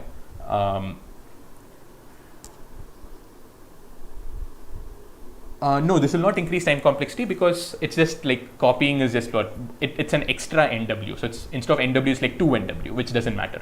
It's just order NW. Yeah. So this is like a common trick.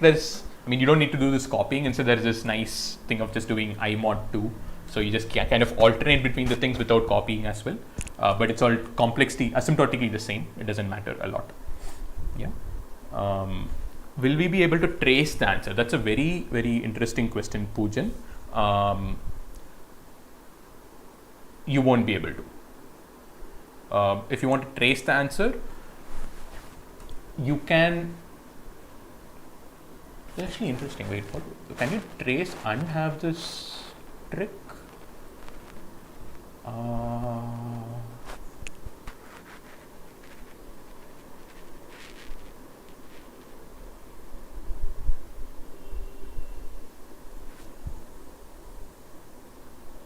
I actually don't think you can. I can't think of a question in which I can't think of a way in which you can do this. That's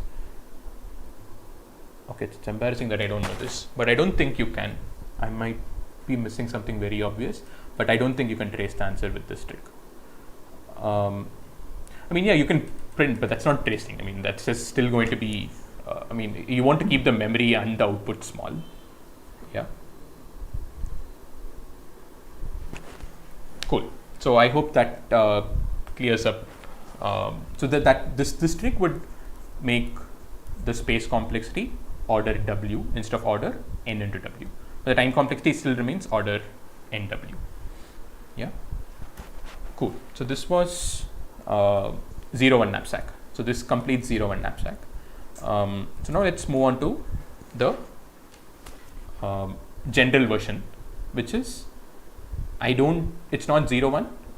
Instead I can take as many, it's the original problem we saw, which was the first knapsack problem we saw, where every metal has infinite bars.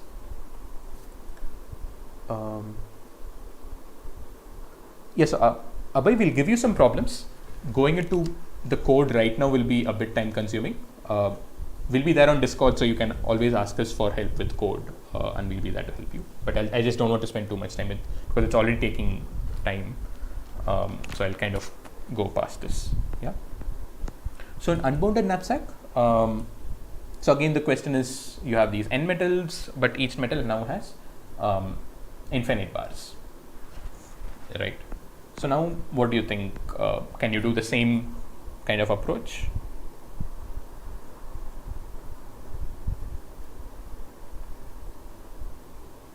Okay, why doesn't the same approach work? No, greedy will not work.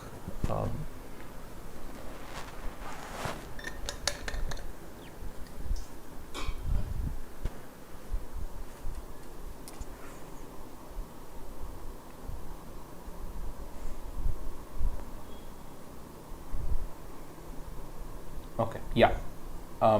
Aryan, that's perfectly correct.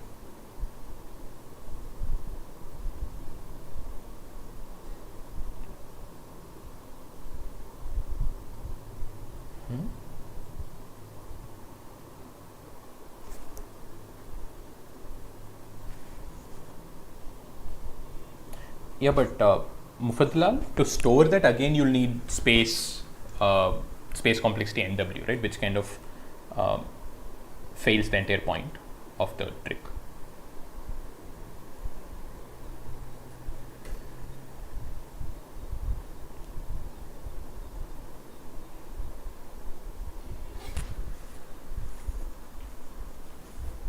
Okay, so let's take the same approach we saw, and let's see how it works.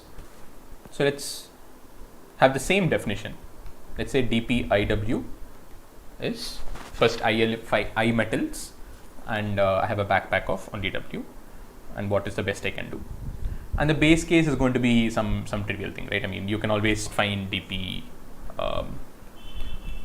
1W.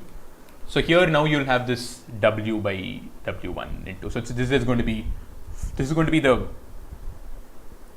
first toy problem.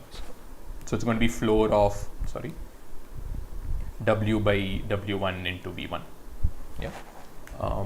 Okay, there are some large questions. Let me just have a look.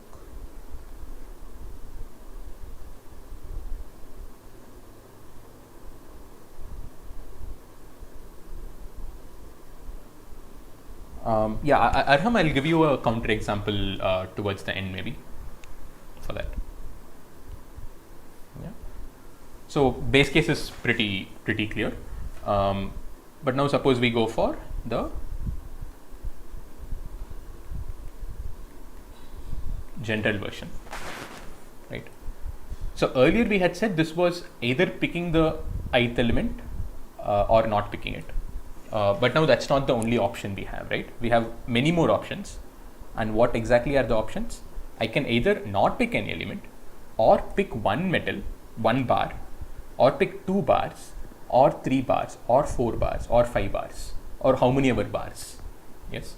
So do you see that these are the different options I have in this particular DP? The difference between 0-1 knapsack and unbounded sorry, let me rephrase that. The difference between 0-1 knapsack and unbounded knapsack is that the ith metal there I could pick. The only option was I either pick the metal or I don't pick it at all. That was 0 or 1. But here there are many more options. Either I don't pick the metal at all, or I pick exactly 1 bar, or I pick exactly 2 bars, or 3 bars, or maybe I could pick up till 10 bars. I don't know what. I don't even know the upper bound properly. The upper bound will be like W by Wi. Yeah. So I can pick all those bars. So let's look at all those options and take the max amongst all of them. Yeah.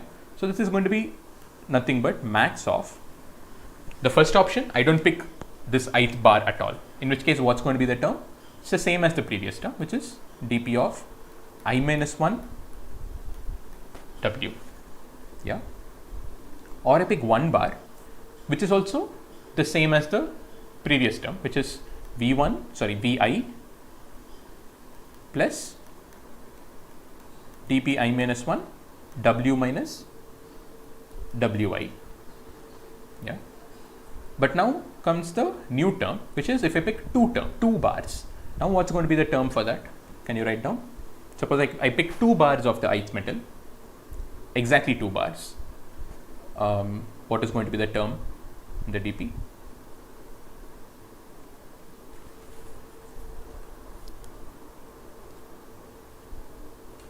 Correct. Tejas, you're making a small mistake. You're looking at 1 bar. Now I'm asking about 2 bars. Think about it a bit more.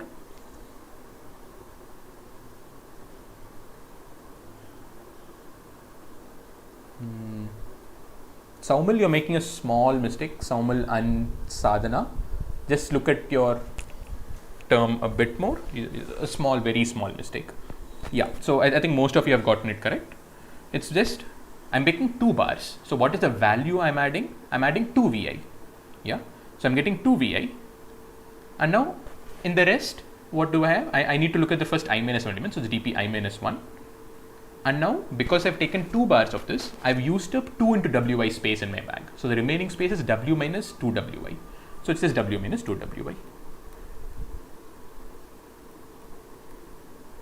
Yeah. Mandana, you're absolutely right. We should make sure that this doesn't go negative. The time when W is greater than 2W, if W is less than 2W, we should not consider this item, this term at all. You're absolutely right. Yeah. So this is the term when we have 2 bars, when we pick 2 bars. Similarly, if we're picking 3 bars, then it's going to be 3 Vi plus dp I minus 1 W minus 3 Wi, and so on. I'll go up till say some x bars, right? So maybe I'm picking x bars. So xvi plus dp of I minus 1 W minus x Wi. Yeah. So I have all these x plus 1 terms, and I pick the maximum amongst all of this, and that's going to be my dp. But now what is x? X is the maximum number of bars I can pick of the ith thing, and this is nothing but floor of X is floor of W by Wy. Perfect. You're all absolutely correct. Yeah. Precisely. Yeah. So I take all these W by Wy plus 1 terms and I take the max amongst all of that, and that is my dp value, right? And everything else remains the same. The final answer is again going to be dp nw. Yeah. So now what is the, so I hope everyone is clear enough about what we are doing here. Yeah. So now let's look at the time complexity. So earlier time complexity was pretty easy because the number of states were nw and the time taken to compute each was order 1. So we said it's nw. Here the number of states is again nw, but the time taken to compute is not constant. Rather it is x plus 1. Yes. And where x is this w by wy. Yeah. And in the worst case, if wi is 1, this is going to take w steps. Yeah. So the worst case is nw into w. So this is n w square. It's big O of n into w square time. Yeah, Mufaddal, that's also correct. Yes, I'm just kind of making it easier. I'm saying in the worst case, min of wi is 1, and so this is the case, but you're also absolutely correct. Yes. So this is n into w square. So I hope this is clear. So now we'll look at a slightly different approach. It's pretty much the same thing, but now we'll optimize it from nw square to nw itself, like what we had seen earlier. And let's see how that works. Okay. And that's actually again is pretty kind of clever trick. And what is this trick? Why do we have nw square here? The issue is the transition that we are doing. Each time we are you have to look at a lot of options, whereas in the 0-1 thing we only had 2 options to look at. So how do we get the best of both worlds? We basically go for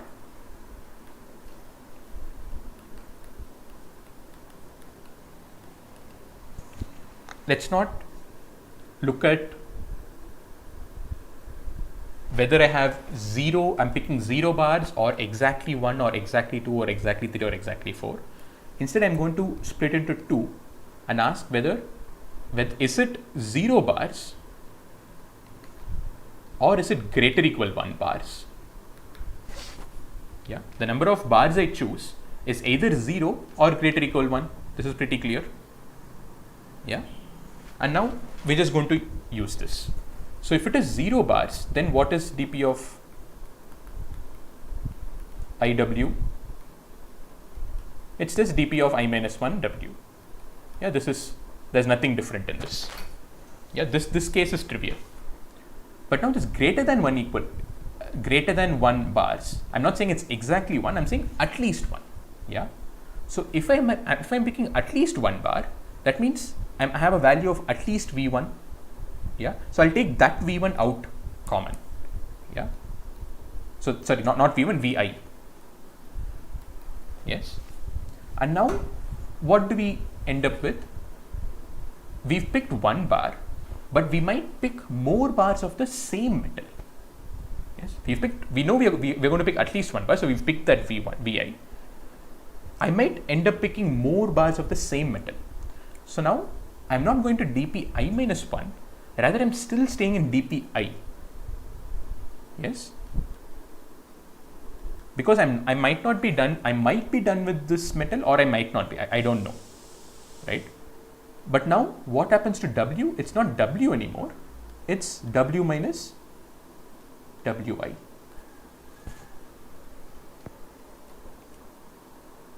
Does this make sense?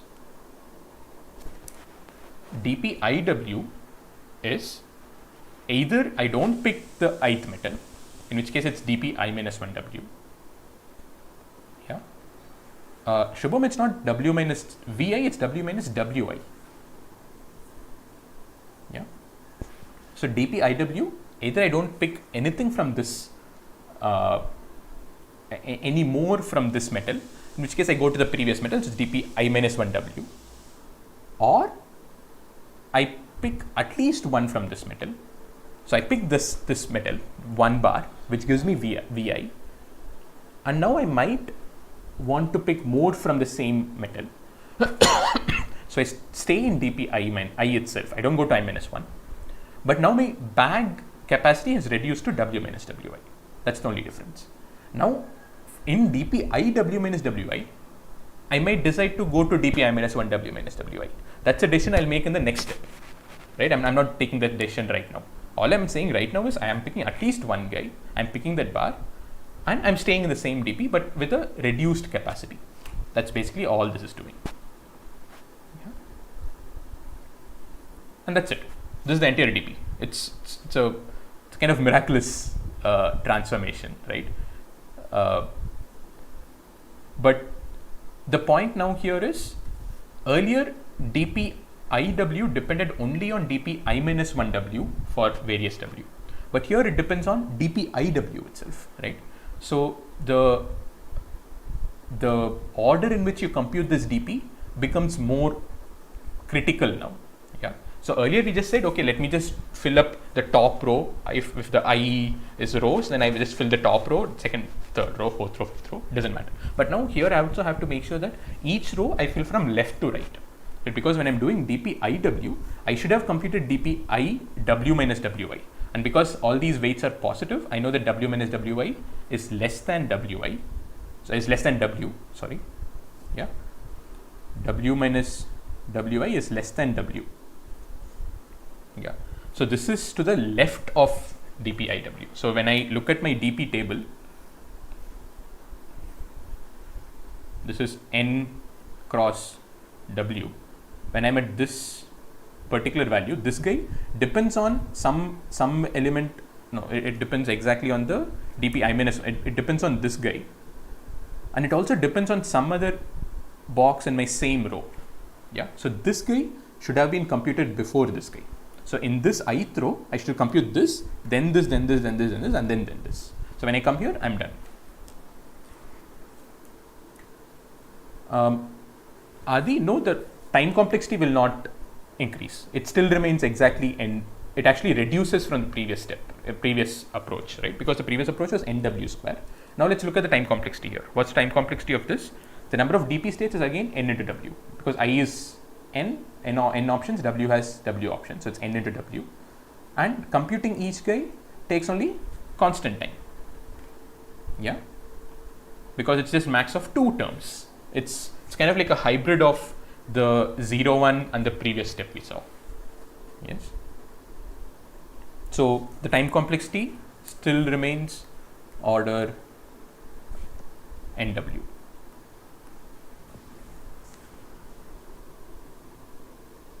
Correct.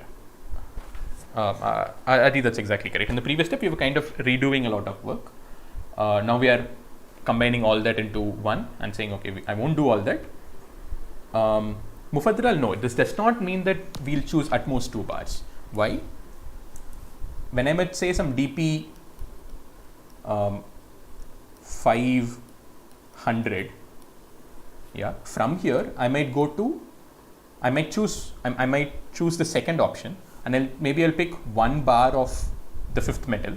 So I'll pick V5 plus dp 500 minus, say W5 is I don't know, 10. Yeah, so 100 minus 10, which is 90. And from here I might again choose the second option, which will go to V5. So this dp of 590 might still go to V5 plus dp of 580, and that might again go to V5 plus 5 dp 570, and so on and so forth. So I might, think of it as like a tree, it's like a decision tree. If you've heard of decision trees, imagine it like a decision tree. I'm at dp IW. I have 2 options, and depending on which side I go, I either go to the previous row in my dp table, or I go down to the, I pick 1 more bar and I stay in the same metal. Yeah, so I can pick how many other metals I want, as long as it doesn't go negative. Yeah, cool. So that kind of finishes our DP state, and the same trick that we saw earlier to optimize memory works here as well, because here again we only depend on the previous row and we also depend on our own row, but that's fine. The main observation was that we don't depend on the first I minus 1 rows, so I minus 2 rows. So that's still the case here as well. So we stick to that. So the memory can be optimized to order W in this as well using the exact same trick. Nothing changes. Yeah. So that is unbounded knapsack. Let me also give you a slightly different approach to the same problem, which is also order NW, but that also works, right? So it's the same problem, unbounded knapsack. Yeah, and that problem, and this DP is as follows. In this DP, we don't look at the first I items and so on and so forth. Rather, we just look at DP of W for some particular W between, so W is between 0 and capital W. Yeah. And what is DP of W? DP of W is saying amongst all the n items, I have n items, pick whatever you want and opt such that some image related questions in the other section. Oh, sorry. Okay.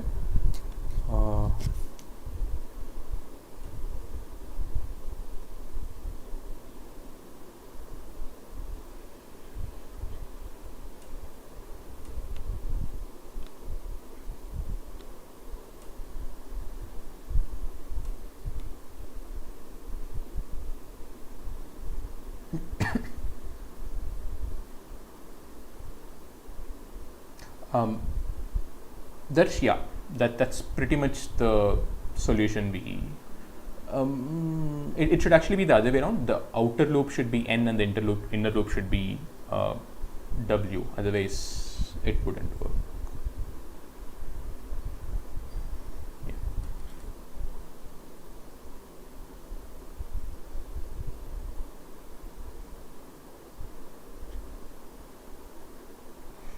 Okay, so maybe I'll get to those later.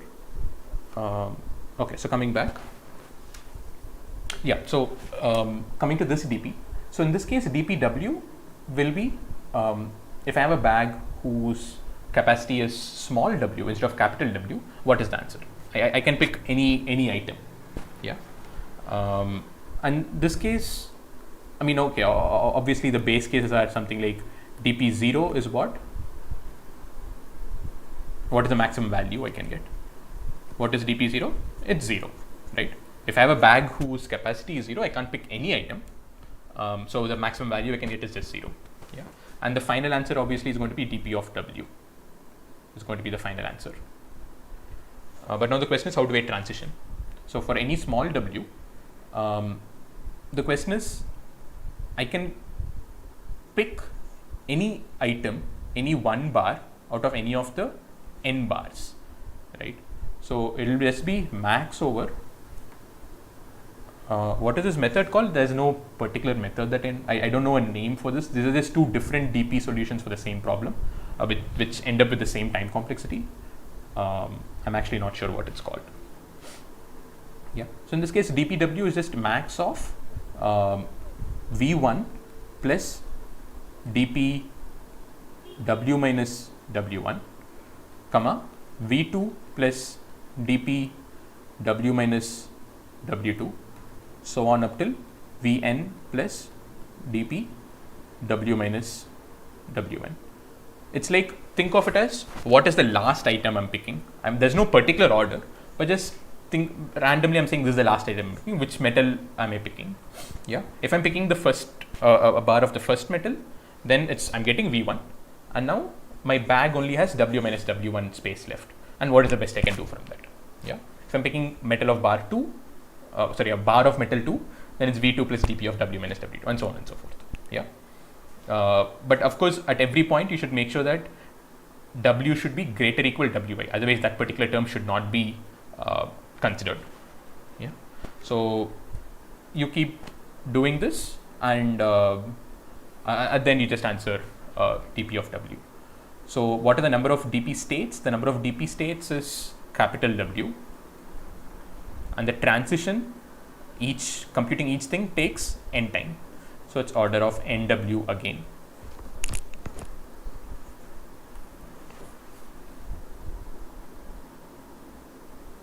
Yeah.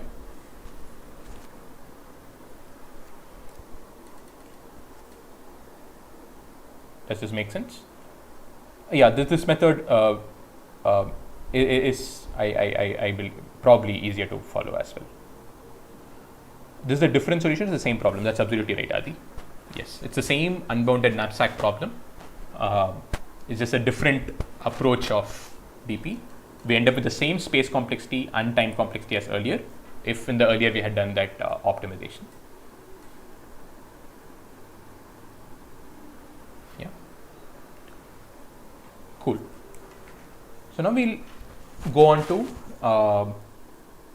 the final variant which we look at, which is called bounded knapsack.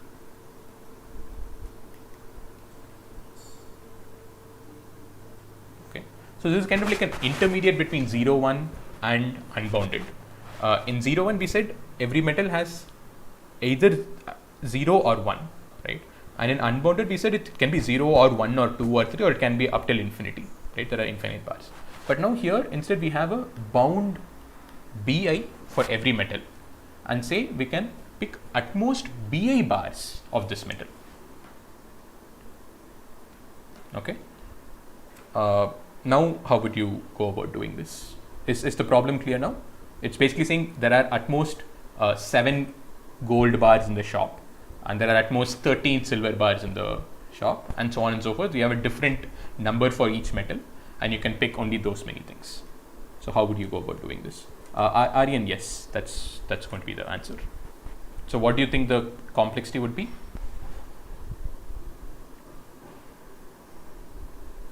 Yes, Shanthan, that's also correct. So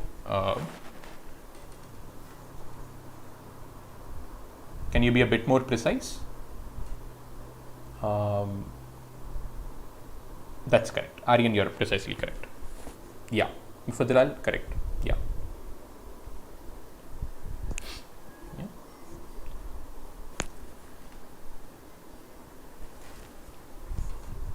So let's kind of look at the various approaches we've taken so far,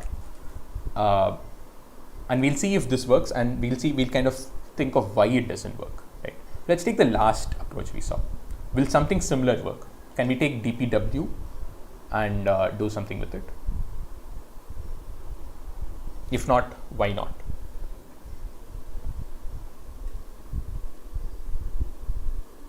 Yeah, Shanthan, that's precisely correct. Yes. Take more than bound times. Yeah. So this approach, the dpw will not. It's hard to modify this, right? Because what do you do? I mean, in this there is no. You're not keeping track of what metals you've picked. Yeah. So you don't know how many metals, how many bars of the ith metal you've picked. So you don't know when to stop, right? So it's going to be it's kind of like a chaotic approach, right? So it's going to be pretty hard to modify this approach. But let's look at the one before that. There was the unbounded case where we said, okay, dpiw is either dpi minus 1w or vi plus dpi w minus wi. Here also it's going to be slightly hard, right? Because sure, 0 is fine, but if it's greater or equal 1, what if I keep going down that one path again and again and again without stopping, right? Because I need to stop at some particular bi. I can't pick more than bi elements, right? So just this solution is not going to work. So we need to keep track of how many bars I've picked of this particular metal already, or something along those lines. Yes. So this can be modified, but it's slightly confusing as of now. At least at very first glance, it seems slightly confusing.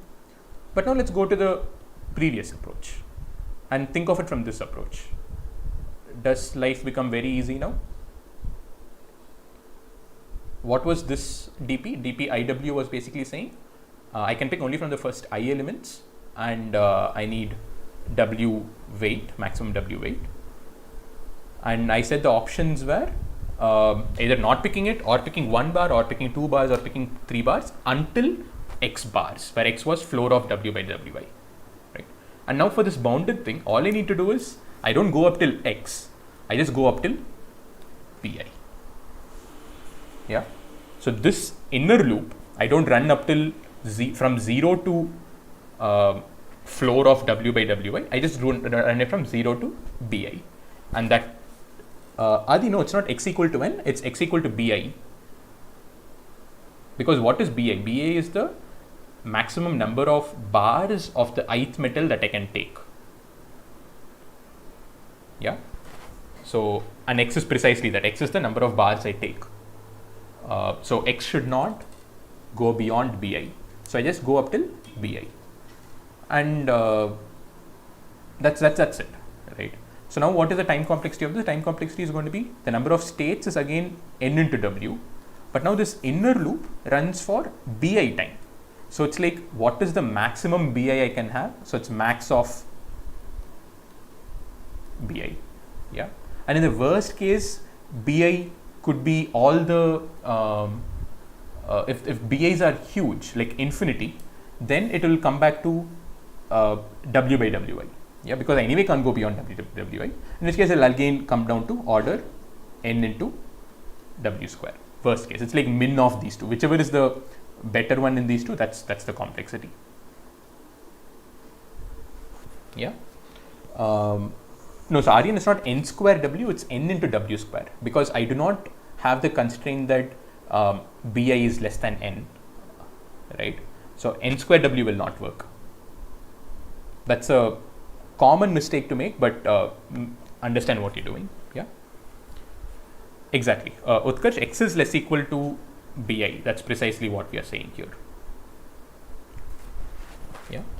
And that solves. That's the final variant, which is bounded knapsack, which we do in order N into W square or NW into max of Bi, whichever is better amongst these. Okay. Cool. So that kind of completes knapsack. So let's spend the last few minutes explaining what I mentioned at the very beginning.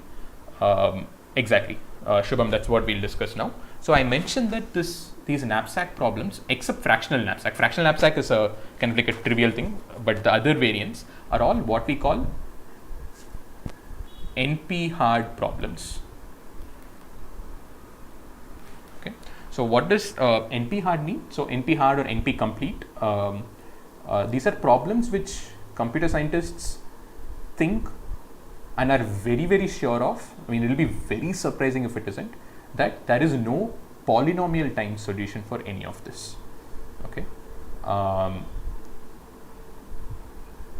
And in particular, if you can find a polynomial time solution, you'll get literally $1 million, because this is one of the millennium problems. And P versus you'll solve the famous P versus NP problem.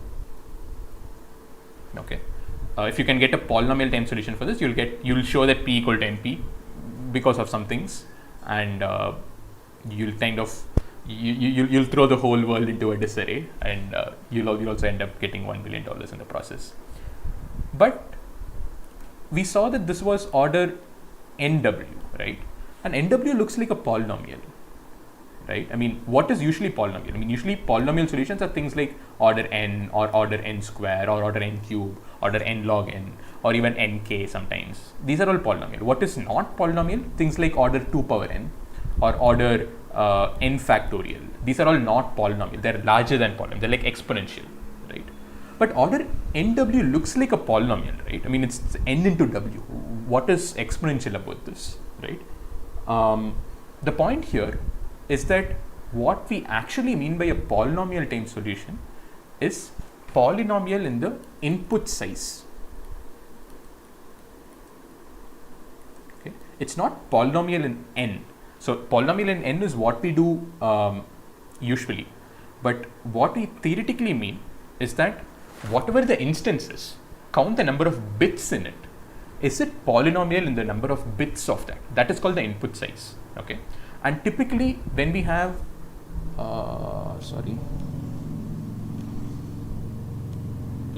so typically when we have our usual problems, like say sorting or searching or whatever it is, when we have n integers, the input size is going to be what? I have a number n, that's log n bits, and then I have some n integers, each of which is say the size is less than or equal to m. So it's like log m, right? So n into log m, or usually n into n. If we say it's a n size, so it's n log n, right? So the number of bits is going to be n log n, which is kind of like n, right? So polynomial in n and polynomial in n log n are going to be the same, not very different, right? It's actually literally the same, yeah. So like leaving out the logarithmic terms, we don't care about logarithmic terms ever. So that's why we, in practical terms, we say we don't look at the actual number of bits and see that, we just take number of integers, yeah. But actually theoretically what we mean is input size and whether it is a polynomial of that, right? But now let's look at the input size for knapsack. What is the input instance? We have n, yeah, and then we have the 2n integers, which are w1 v1, w2 v2 up till wn vn, and we have this one extra integer w, right? So now what is the input size? The input size is log n plus log w, which are the number of bits required to write these two integers, plus 2n into log, let's say m.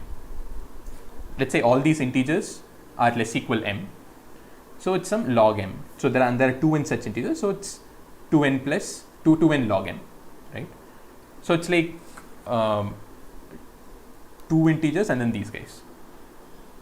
So now if we had a solution which was like order n cube, yeah, then we can say this is polynomial in the input size.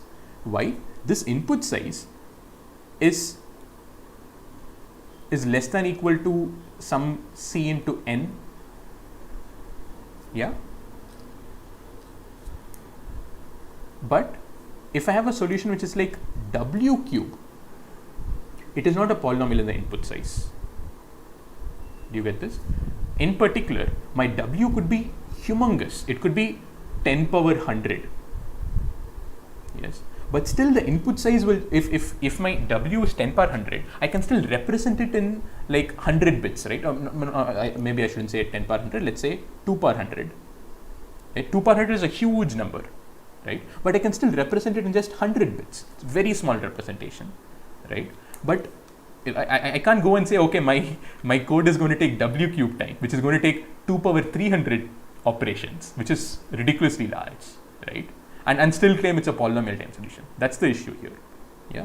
But if it's n cube, but n can't be that large, right? Because if n is large, if n is 2 power 100, then you should have 2 power 100 numbers, integers which follow, yeah, which will make the input size itself humongous. But that's not the case here. If n is small, the number of integers is small, so the input size is small. But just this one integer, if it's large, does not make the input size large, right? So which is why if w comes up in the complexity, it does not remain polynomial anymore. It actually becomes exponential. Why? W is nothing but 2 power log w, log to the base 2, yeah, and log w is kind of the input size in this case. Okay, so it's kind of exponential in the input size even in this case. So that is why even though we have a order nw, it is not a polynomial time solution. It is actually an exponential time solution. And in particular, there is also something called pseudo polynomial. It looks polynomial, but it's actually not polynomial, so we call it like pseudo polynomial. But yeah, so it's just a kind of like a side point. This is not important. I mean, this is not something you're ever going to use in a problem. In a problem, you'll basically have the bound that w is less than or equal to 1000 or something like this, and that'll just make life easy. Yeah. So I just wanted to end on that note. So just because you have this solution, don't think you solve the P versus NP problem. This is actually not a Poisson type solution. Cool. Okay, so I think that's about it. I actually wanted to do subset DP as well, but given that a lot of you seemed not very comfortable with the basics, I thought I'd go a bit more slower. That's fine. I mean, I think we looked at a good number of variants, and I hope that helps you. So I see that a lot of you are not very comfortable with basic DP as well. So I would actually recommend that you also look at the Div3 session. I think it will be helpful for some of you. Yeah. So cool. So I'll stop here, and we'll be available on Discord as well to share if you have any more questions. Cool. So I'll stop here. Bye.